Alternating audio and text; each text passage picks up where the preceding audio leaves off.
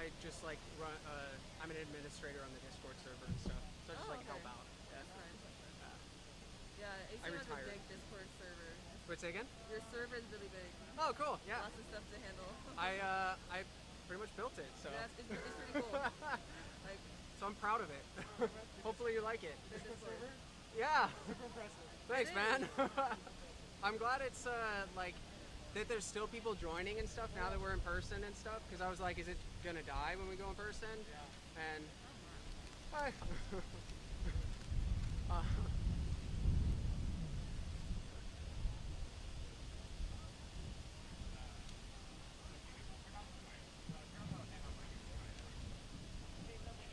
This is gonna.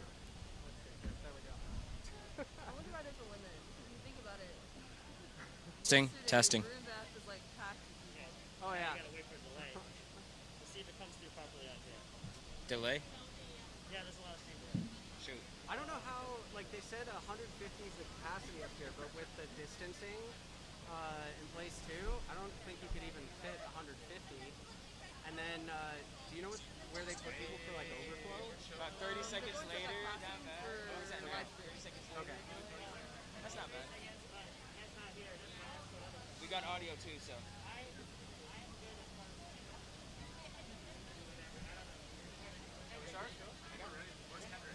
Hello, hello. All right, we're going to go ahead and get started here, guys. If you could direct your attention to the panel as we go ahead and just do some brief introductions real quick. So my name is Carson Kim. I'll be your host, your moderator for today. I'm a fourth-year linguistics and computer science major. Do we have any Ling and CS majors here? Raise your hand. Nice, we got a couple. Okay, very cool. So, yeah, I'm with UPE, which is Upsilon Pi Epsilon. It is the Computer Science Honor Society here at UCLA. First of all, guys, just thank you for coming. Like, I know it's really hot outside. If you happen to pass out, the med school is right there, so it's a quick trip. I know it's going to be a brutal one, but hopefully you guys stick through it, get some valuable information. I know I wish I had this as a freshman. We did it last year, and it was a resounding success, so hopefully we carry that to this year as well. So let me go ahead and just see where we're at in terms of majors here. So how many CS and engineering majors do we have? Raise your hand. Wow, okay, that's a lot. All right. And then we also have a few pure CS majors here, maybe? Okay, that's about another half. Okay. Ling and CS, we already ran through. I got you guys. I took a mental note. Math of comp, by any chance? A few in the front. Cool. One over there. Nice. A couple in the back. Nice. And then computer engineering. Nice. Cool, cool. And then computational bio? No? Anybody? Okay, cool. And then undeclared. Nice. Okay. You should declare soon. Declare something related to CS. It's very cool. Very fun. Okay, so let's go over the agenda for today just real quick. It's going to go something like this. Around 15 minutes we're going to spend on intros. So we're just going to be introducing our wonderful panel here, our wonderful series of guests that we have. And then after that, we're just going to be going through the main part of our presentation, which is navigating CS at UCLA. So we're going to do things like understanding how to overcome, imposter syndrome, mental health and self-care, experience with coding and how much you need to really be at UCLA, which is honestly none at all, as we'll get to. E-transfer tips. Do we have any transfers here? Nice. Awesome. Awesome. And then we also have some advice for online learning, which a few of you guys might be taking remote classes. I know a couple of the upper division classes are online, so that info might be useful to you guys. But yeah, let's go ahead and get started. So first of all, we just like to acknowledge, sorry about that, it's this wind. No worries. First of all, UCLA, ACM at UCLA, ACES, NSBE, SOLS, SWE, UCLA, and UPE at UCLA all acknowledge our presence on the traditional, ancestral, and unceded territory of the Gabrielino Tongva peoples. And then let's go ahead and introduce some of our panel members. So first we have Rithika from SWE, which is Society of Women Engineering. Would you like to go ahead and talk about yourself and explain what SWE's mission and purpose is for? Hi everyone. Is this on? Yeah. I think, yeah. Hi everyone. My name is Rithika. I am a fourth-year computer science major, and I am the external vice president of SWE at UCLA, which stands for Society of Women Engineers at UCLA. And our mission is to help support underrepresented individuals in engineering by providing events such as Queer Hacks, which is an LGBTQ plus representative hackathon, as well as Evening with Industry, which is a professional development career fair and networking event open to all engineering majors, and also an event called Epic, which is a place for many industry professionals to talk about their experiences in engineering and the diversity among there. We look for committee members who would like to help put on these events in addition to many more that we have through our committees. And if anyone is interested in signing up to be a general member or a committee member at Society of Women Engineers, our first general meeting is on Thursday, September 30th from 6 to 8 p.m. at Young Hall. I know that we don't have screens, but I went through so much effort to make this as gigantic as I could, the Instagram. SWE.UCLA. Take out your phones now. SWE.UCLA. SWE.UCLA if you'd like to follow, and then check out our link tree in the bio to see all the dates that are important and sign-ups. So thank you all so much. This was much harder than I thought, and I'm supposed to be an engineer, so thank you. And then I'll pass it on to Jillian. Go for it. Thank you, Rithika. Okay. Hi, everyone. My name is Jillian. I am a fourth-year electrical engineering student and a member of the Eastern Band of Cherokee Indians from North Carolina. And I'm the president of ACES at UCLA, which is the American Indian Science and Engineering Society. And so our mission is to substantially increase the number and representation of American Indians and Native Americans, Pacific Islanders in STEM and other indigenous people. And so some of our things that we focus on are kind of our three different parts of our club: professional development. So, we host a lot of meetings with industry and have like a conference and set up like research meetings and stuff like that, so that you can like go on tours with companies and labs and stuff like that. And so that's really cool. We also have a technical project. So our technical project is called Barrowspace at UCLA, and it is a rocket building competition. So they compete in two different rocket competitions. One is the First Nations competition rocket launch, and then the other is NASA student launch. And our team is really good. They've won first place at the First Nations launch and second place for the rookie team. So it's really cool and really good to get hands-on experience and lots of coding involved in that. And our other thing is community outreach. So we work a lot with schools around LA and other tribal colleges, and just trying to increase the recruitment and retention of American Indian people. So our first, we have a meeting on October 4th with Google.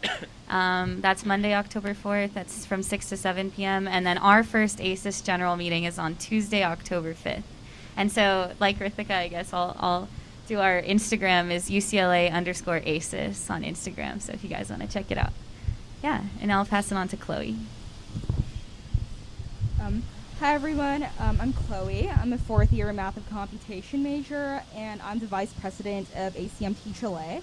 So we're a subcommittee under ACM, which, to just provide a bit of a background, is the largest computer science organization at UCLA. And so just to speak more about TeachLA specifically, our mission really is to provide computer science education to underserved communities around the Los Angeles area. So right now we teach a bunch of different classes. So we have like a Python class for middle school students, a Scratch class for elementary school students, and we also do a React Native class and an AI class for our high school curriculum.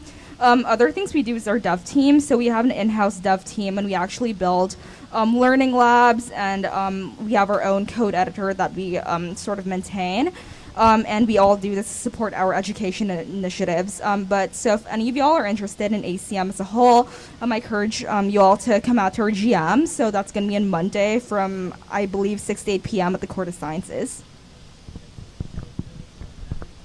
Hey everyone, I'm Matt Ruiz. I am a third-year computer science major, and I'm the academic chair for SOLAS. So SOLAS is a Society of Latinx Engineers and Scientists, and we focus on four main pillars. The first main pillar being academic development. So we also we host study nights every Monday on the Hill. Just any major engineering major, especially CS major. We have a lot of study banks as well. We have an online study bank on our website. We have a big alumni network, which is really strong. Then another pillar we do is we have a lot of industry connection. We have industry connections with Google, Facebook, a lot of tech organizations that come down to UCLA. They do a lot of mock interviews, and they also like to interview and hire a lot of our members as well. Also, on the note of industry connections, we have a SHIP Nationals, which this year is going to be in Florida. It's also going to be virtual, and that's a good opportunity for you to connect with a lot of companies, over 200 companies. They like to hire freshmen and sophomores, so that's also a good opportunity. Then also, we also do a lot of socials for our club. We do like bonfires, do a lot of things just to bond. So that's really fun as well. So if you're interested in joining Society of Latinx Engineers and Scientists, our Instagram is UCLA Soles, SOLES. So be sure to check that out. And our first general meeting will be on, let me check here, next Thursday, September 30th at 6 p.m. at Franz Hall. So be sure to check that out.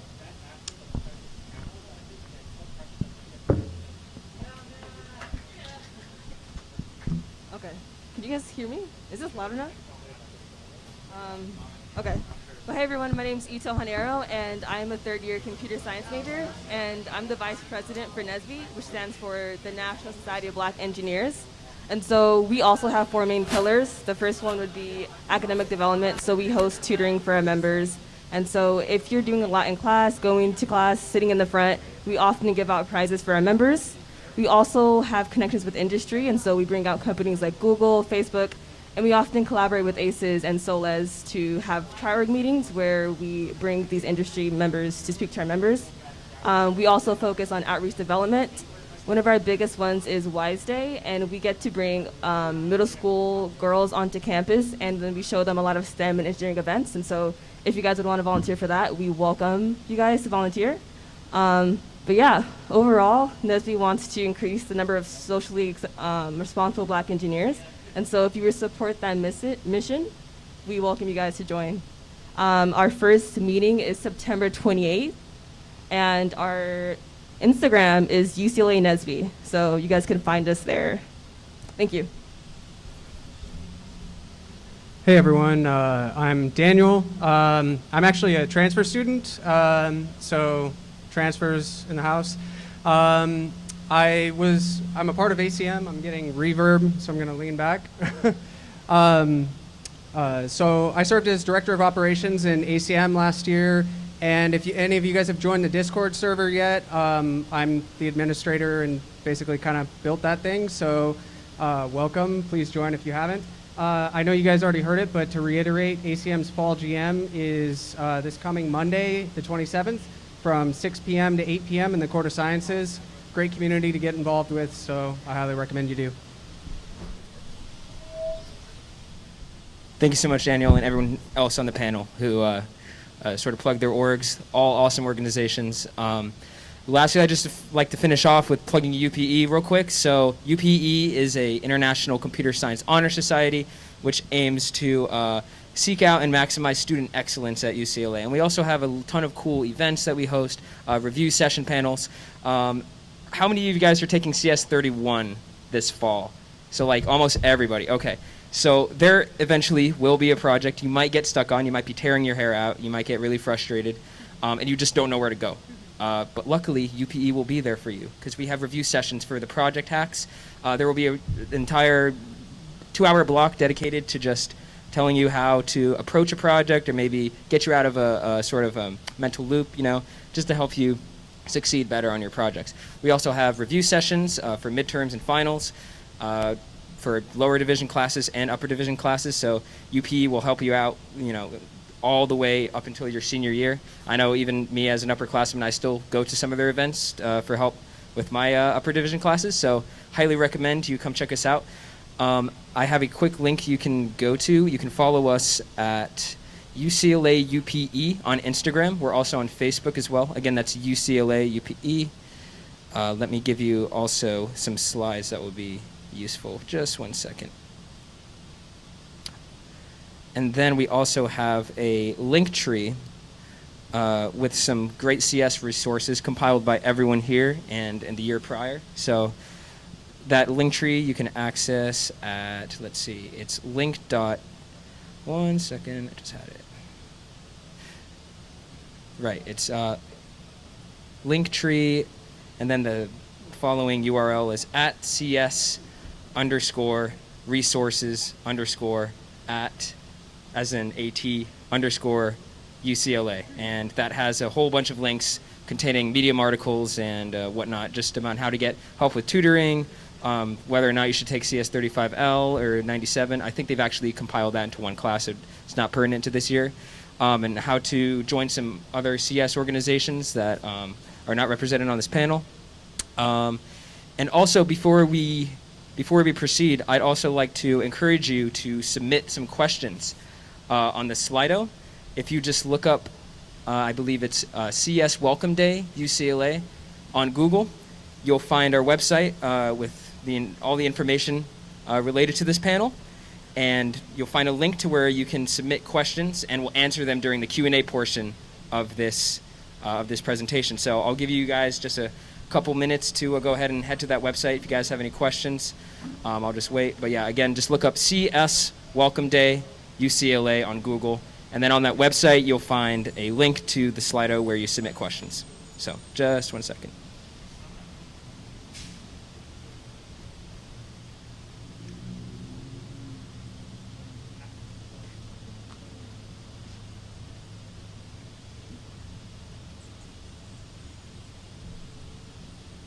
And of course, all the websites and Instagram bios and all the social medias you guys could ever ask for will be available on the website afterwards. And you can always talk to one of our panelists if you didn't get their Instagram handle afterwards, so they can tell you more about the organization. That'll be during the mingling portion, which is going to be around 5 o'clock-ish. I know we're running a bit behind, so we might have to push that back 15 minutes or so, but it shouldn't be too long.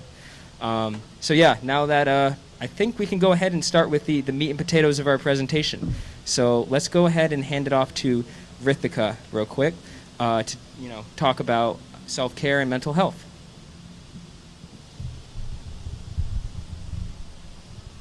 Hello, everyone. So I have a couple of bullet points that I wrote down about self-care and mental health. Obviously, I don't know everything, but these are just some general tips that I have for anyone who just struggles to find a balance between prioritizing their mental health and versus their academics and extracurriculars.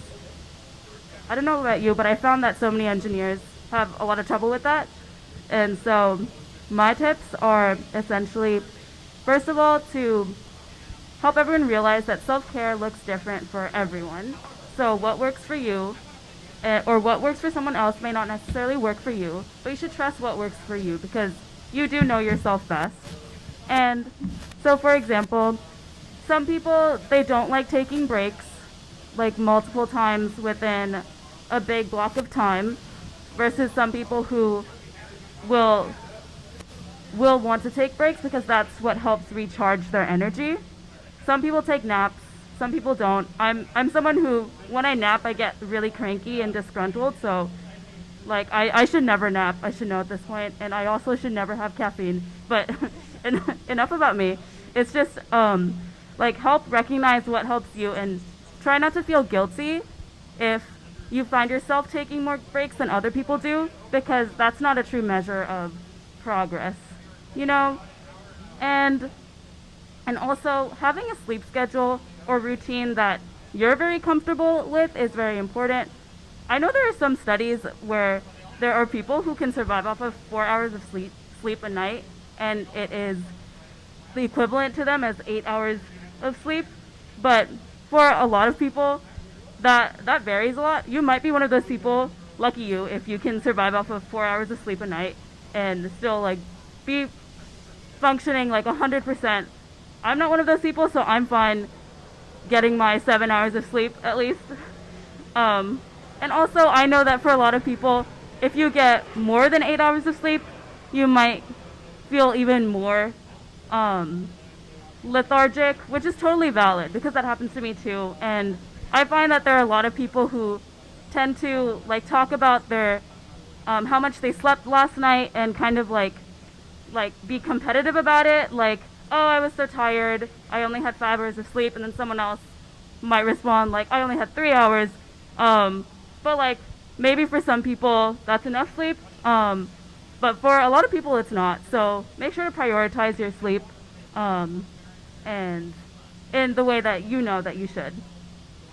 Also, whenever you're feeling overwhelmed or any certain emotion, I would suggest to look into the root cause of what's probably causing that.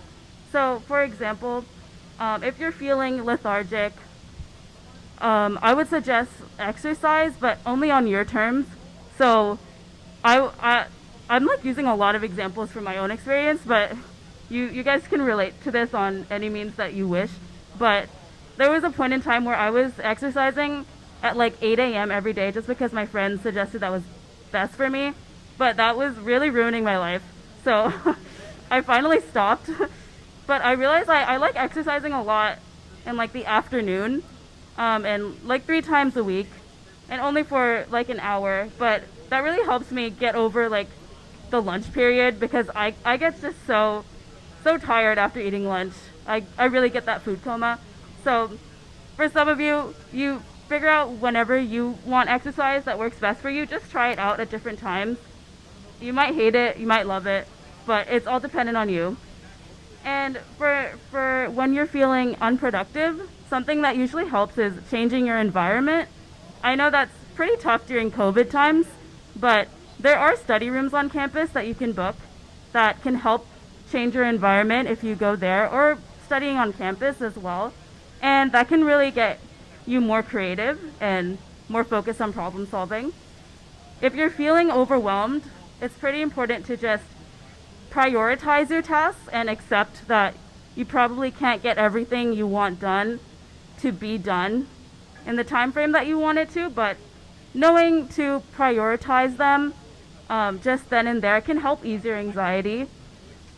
And when you're feeling trapped, like in an unsafe environment that you can't really leave that quickly, like for example, if it's something to do with like a roommate relationship that you really don't have control over, I would say it's pretty important to set boundaries. And like for example, I know a lot of people can be like people pleasers, so like if you have the kind of relationship with someone where they are asking you for a lot of your time or to do a lot of favors, and you keep saying yes, it's okay to swallow your guilt and say no to someone when they ask for a favor, because in the end of the day, that guilt might feel bad, but you'll have more of that time to yourself, and that can be helpful, especially if you're really stressed about something. And then lastly, there are CAP services. So that sounds for counseling and psychiatry. I actually don't know what it stands for, but it's called CAPS, CAPS, and it's CAPS at UCLA. You can probably just search that up and you'd find it. But they provide like counseling and therapy services, and for people who don't have UC SHIP, they provide, I think, one session per quarter, and you can use that session to help kind of like structure how you'd want to take an approach for the rest of the quarter. And again, for people who don't have UC SHIP, every session after that costs $15. It could be helpful, especially if you don't want to talk to your friends about it. So I would recommend that to everyone. That's helped me a lot, and I know that it could help everyone that I know. And if you have UC SHIP, CAP services are free to you. So lucky you. I don't have UC SHIP, but I do make it work. And lastly, I just wanted to reiterate that no one knows what they're doing, and you're allowed to make mistakes. So let yourself make mistakes and then pick yourself back up and take care of yourselves. Okay, that's it. Thank you. Absolutely. Thank you so much, Rithika. That was wonderful advice. Appreciate it. So we're going to just hand it off to Jillian, and she's going to talk a bit about imposter syndrome, which is very big to everyone here. We're just going to spend a couple minutes on that. We'll run through the rest of the panel. So here's Jillian. Yeah, hi everyone. So who here knows what imposter syndrome is? Okay. Who here feels like they have imposter syndrome? It's okay to raise your hand. Okay.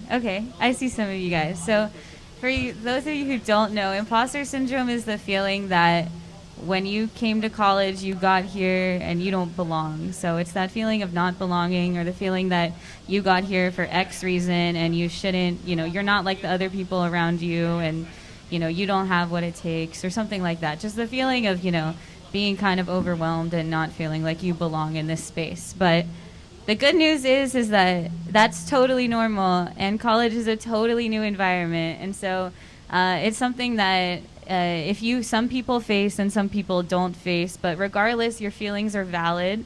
And the truth is, you do belong here, and there is a reason you got here. And, for all of you guys, you're all new students here, and you have the opportunity to create and, do great things here. And so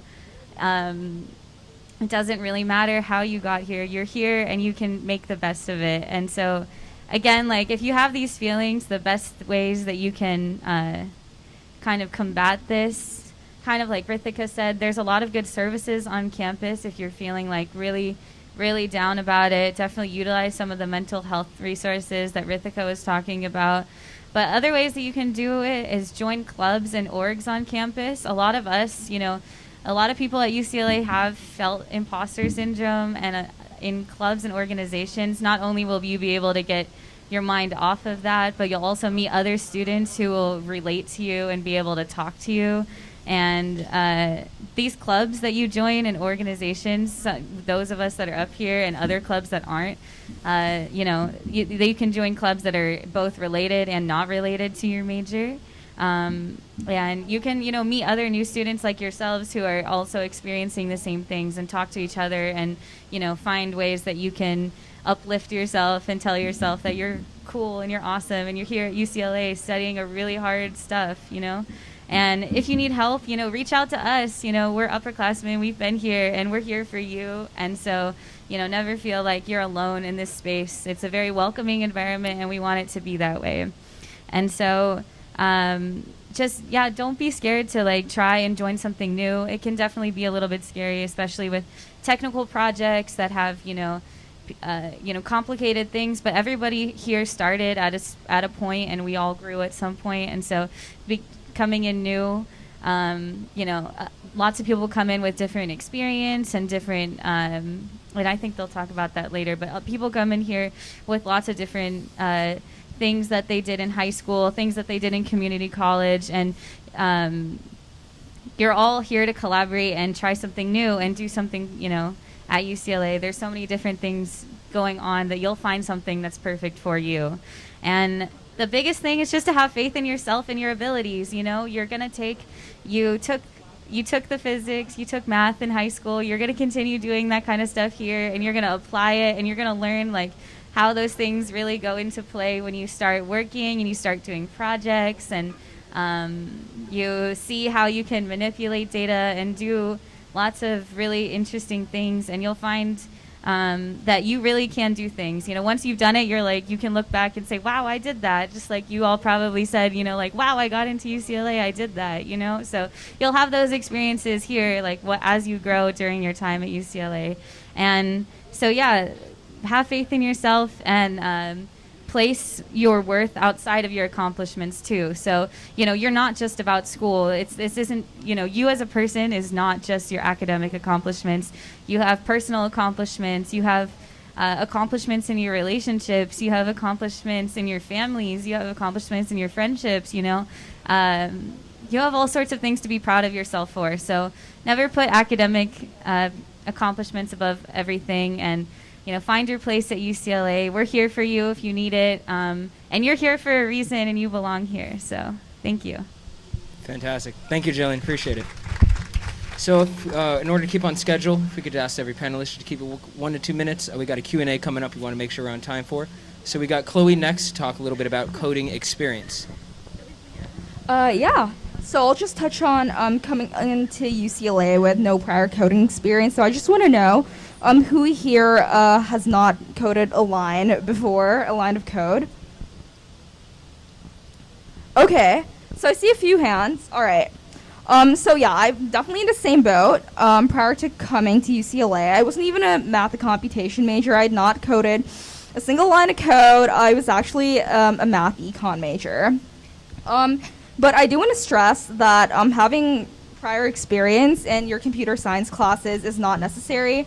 And honestly, I don't think this will be an inhibitor at all, like in your computer science journey at UCLA.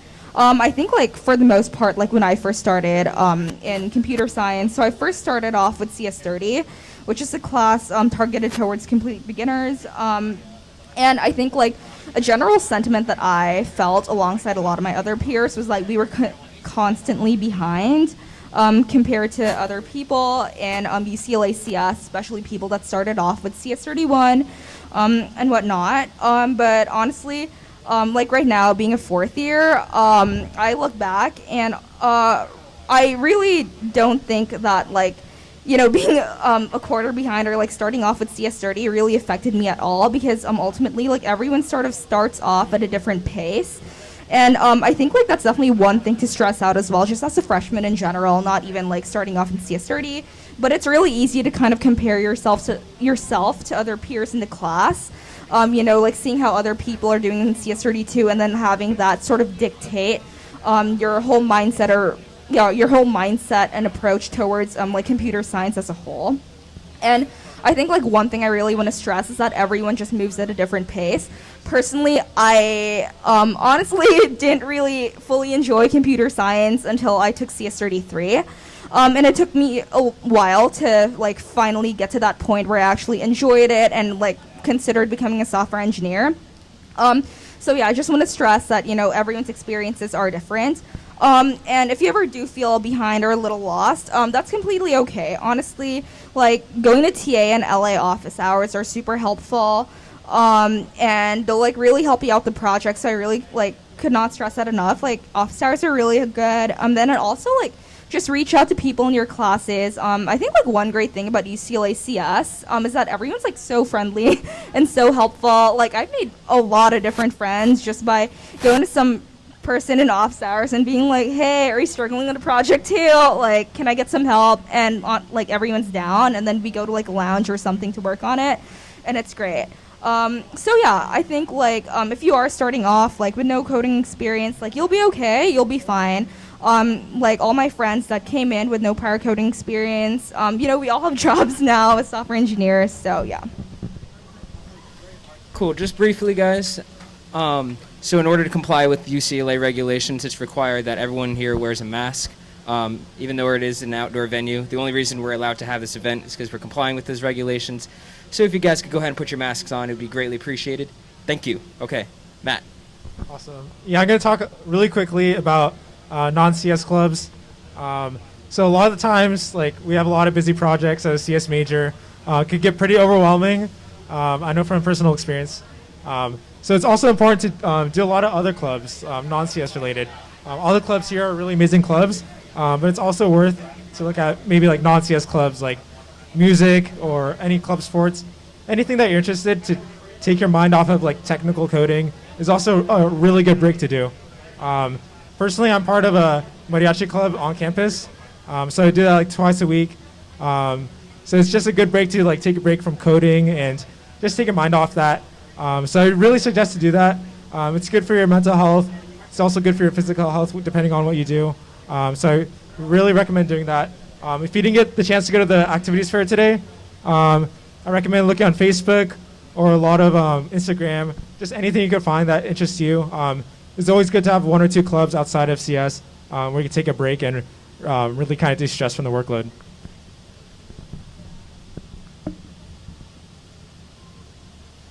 Perfect. Thank you so much, Matt.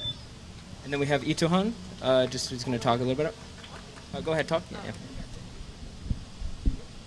All right, hey guys again. So I'm going to quickly talk about advice for online learning. You guys have been doing that for a bit. But to sum it up, first thing first, make sure you're doing things outside of school. Just like Matt said, there's so much to do. And now that you're on campus, you guys can honestly explore UCLA. Make sure that you're setting boundaries for yourself. Set what you expect for yourself to do and make sure that you're not crossing that for yourself. When you're studying, it might help to put your phone in another room. I mean, there's so many notifications, and so just turning it off for a bit could honestly help you guys. Make sure that you're getting enough sleep and try not to study in bed. 9 times out of 10, you might fall asleep and you have tests to study for. Lastly, work with others, form study groups. and make sure that you're having a routine so that way it's a continuous process for you guys.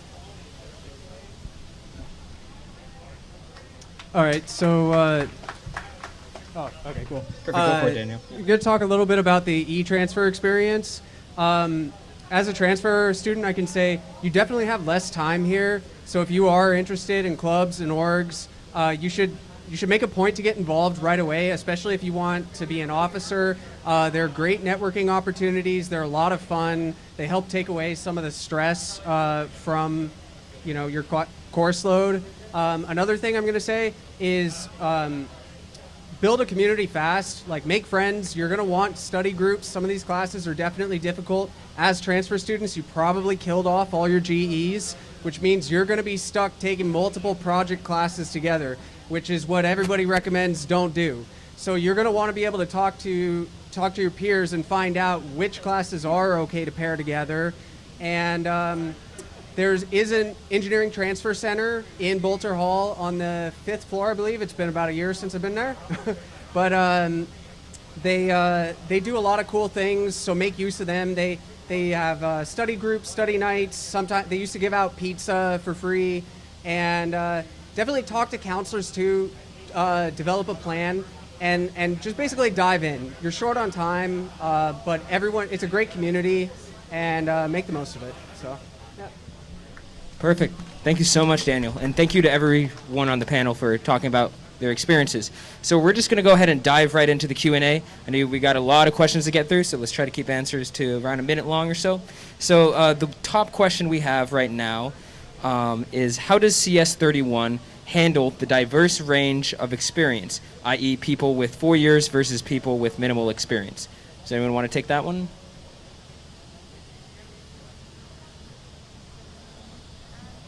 Go for it, Jillian. Yeah. Hey everyone. I think CS31 teaches, it's funny, Professor Smallberg is here, the teacher for CS31. But yeah, CS31 I think teaches it at a good pace for everybody, no matter if you've had no experience or more experience. I bet Chloe can, Chloe took she can maybe talk on it more, but I think the pace and the office hours are great. So if you feel yourself struggling and having not a lot of experience and seeing that it's really overwhelming, then definitely hit up the Professor Smallberg's office hours and the TA's office hours. They have a bunch of different TAs and a bunch of different office hours, and so I think that the different levels of experience, you all start at the same place, and they go over from the basic stuff, like the very, very beginning of coding. So you should be able to succeed no matter what your experience is. Perfect. Thank you, Chloe. So we're actually going to go ahead and introduce some of the professors as well, so they can speak on their knowledge of the issues and the questions that we have. So, sorry about that. Let's go ahead and introduce the computer science chair. We have Mr. Gaffney.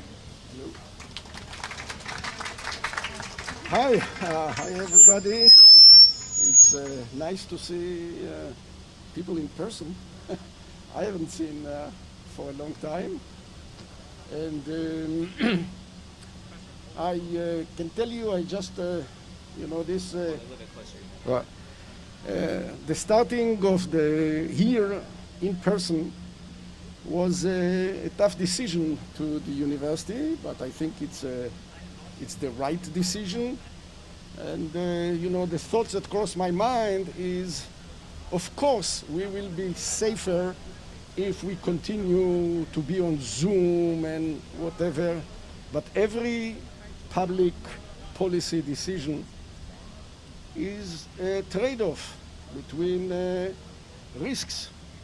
And if we continue to be on Zoom and not see friends and not having the campus life, some people can get pretty depressed, and who knows what this can lead to. On the other hand, there is no question that us coming in class together, even with the mask, and there is some increased risk.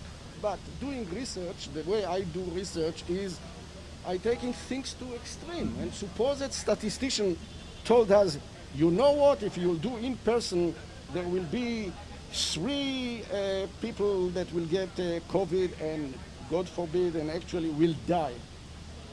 This is public policy is life and death trade-offs, and it's always been done. People don't talk about it, but I think it's the great decision, and you will enjoy it, actually, especially you. So, you know, some professors know that some of you professors are really afraid because there is a difference in risk as it goes with age. But we have to start to live with risk. That's a second. As you will see, you will learn machine learning. I can tell you my prediction. Machine learning are not like normal software. We will never be able to guarantee the performance of machine learning 100%. We will have self-driving cars. But once in a blue moon, some self-driving car will go and hit somebody. But if the self-driving car on average will be 10 times less fatalities a year than people driving, there was no doubt that we should do it, although it's very hard for us because we think, we have the illusion, if we will be good driver, nothing will happen to us, which is we will have to start to live with another attitude to risk, and we start with the COVID. Thank you, Mr. Gaffney. Appreciate it. So let's go ahead and bring out the rest of our professors to keep introductions. This time we got Mr. Reinman. He teaches CS 33. And we got the man, the myth, the legend. Oh my goodness. I feel honored just to be able to give the introduction. Smallberg, Big Berg. This is Professor Smallberg. He'll be teaching CS 31, 32, a whole bunch of other classes you might take. And then we have Mr. Cho, Mr. John Cho. Real quick. These are all of our wonderful professors. Not all of them, but a sample. So yeah, let's go ahead and just continue with the Q&A. We got a couple more questions. So we also have a question about the balance of clubs and social life. So Anonymous asks, how many clubs do you think is a good amount to be in to be able to balance school and social life? Anyone want to answer that? Daniel, go for it. So I think ideally, go ahead and dabble at first, but I think it's important to kind of like hone in on what you want to do. And I would say if you plan on being really involved, really just one, honestly. At most two. If you plan on just like dabbling, you can do more. But to have an actual quality experience, don't let yourself get stretched too thin. And it's very easy to because there's a lot to get involved with. So I just want to add one thing. What Daniel said. Yeah, just try to limit to one or two. The more you dedicate to one or two clubs, the more you get out of it, the better relationships you form. Yeah, it's all about the relationships you form with the people in your club. So if you dedicate your time to like one or two clubs, then you'll have a really good experience. Perfect. Thank you, Matt. Okay, so we also have another question about online resources, YouTubers, etc. Does anyone have any recommendations that you would recommend real quick, just as a study resource for some supplemental help with any of the classes? You can just shout some names out, or any people you know. Online YouTubers.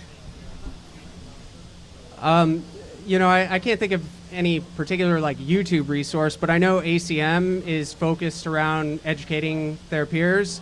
So I would say if you're feeling stuck, they're a great community to reach out to. UPE also does tutoring hours, but I know ACM posts a lot of videos online, so we have a ton of stuff on YouTube already. Right. Thank you, Daniel. Yeah, we have review sessions, like I said, for midterms, finals, and the projects. Some of the projects, the more challenging ones. One name I'd also write down just personally is NESO Academy, NESO. Dope guy. He's on YouTube. He's helped me a lot with my upper division classes, especially during COVID. He helped me sort of supplement my learning. Let's go ahead and move on to the next question real quick. So we have one that's more career-oriented.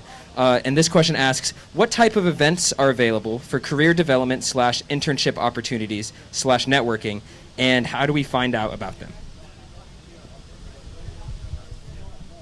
So I can take this one, and I would say there are a lot of info sessions that really every engineering club puts on. So all of our organizations probably put on info sessions. ACM also puts on info sessions, and those are when one company just comes, like hosts a virtual or in-person event, and you get the chance to talk to that one company about the recruitment process. There are also the UCLA career fairs that are in October, and SWE has their own event for career fairs, and like all of these clubs do too. So I'd recommend just following them on social media to hear about them. It's important that when you hear about them, sign up earlier rather than later, because spots can fill up fast. I was just gonna add, there's like a UCLA engineering and career fair, and then also like a CS night that's like before or after that, specifically for like tech companies too. You'll hear more about that from the School of Engineering, I'm sure. Yeah, and then we have another similar question I'll just breeze through. Someone asks, where would we go for resources if we're struggling in CS classes? Talk to UPE. You can, again, go to that link tree that I mentioned earlier. It's we'll talk about it a little bit more after the event, but it's Linktree, and then I believe it's at CS_resources_at_UCLA. So that's where you can find a little bit more about resources at UCLA. But let's see. We have another one that asks, tips to get into research, where to start, recommended skills and classes, etc. Do we have anyone here on the panel pursuing research at all? Go ahead, take it away, Jillian. Yeah, so I did research at UCLA. I went to a research fair that was hosted by, so I'm electrical engineering, so I went to the research fair that was hosted by HKN. But I did research in machine learning and like reinforcement learning, so very like software oriented. And so some of those, like, the best way to do it is like to reach out to professors at UCLA, and their graduate students that work in their labs. So a lot of labs at UCLA have websites, and you can look at the graduate students and the professors and try to find their emails and what they do. And then the best way that I did it was reaching out to a grad student, actually. Professors are really busy, so sometimes they'll respond to you, sometimes not. And so I had better experience reaching out to the graduate students that work in their lab. Yeah. Thanks, Jillian. So we'll just do one more question. So Anonymous asks, how would you recommend forming study groups? Did you just talk to people in your class? I guess I can take this one. Cool. Yeah, honestly, like for study groups, I really recommend just like talking to the person sitting next to you in lecture, or maybe in office hours. Normally, I think especially for 31 and 32, office hours tend to be pretty packed. So I think like people just kind of make friends naturally there. They kind of just like talk to someone about the project, and then like they meet up after to like work on the material. And I think like study groups form pretty easily. I think like also maybe going out to some kind of like event hosted by ACM or UPE. That way you can meet a lot of other people in your major and your year as well. And then from there, just like ask if they want to study. And most of the time, like people will be down, because I think like everyone's like kind of on the same boat, like working through the different projects, maybe struggling a little. So yeah. Cool. Thank you very much, Chloe. Okay, I think we're going to go ahead and wrap it up there, but I know we had a lot of questions here about CS31. Feel free to talk to Professor Smallberg, who's over there after the Q&A portion, after I end things right here. We also had a couple questions about clubs. You can approach any of the fine people right here on this panel to talk about clubs. I think there was one about MacBooks. Again, you can talk to Smallberg about that as well. And for the UPE ones, obviously you can come talk to me. We have a lot of people here who can share a lot of their wisdom and experiences. But yeah, let's give it up for our panel real quick, who would be willing to share all of their wisdom. So yeah, I guess we can go ahead and end the event. But again, we're staying for 30 minutes after, and we'll just be walking around. Come find one of us, come talk with us. I know someone said certified lover boy or Donda in the questions. I'd be down to talk about that as well. Down to talk about anything. Doesn't have to be about CS. It can just be about life, about how to navigate life at UCLA. Not restricted to CS. So yeah, thank you guys so much for coming once again, and we'll see you at the mingling portion. Appreciate it.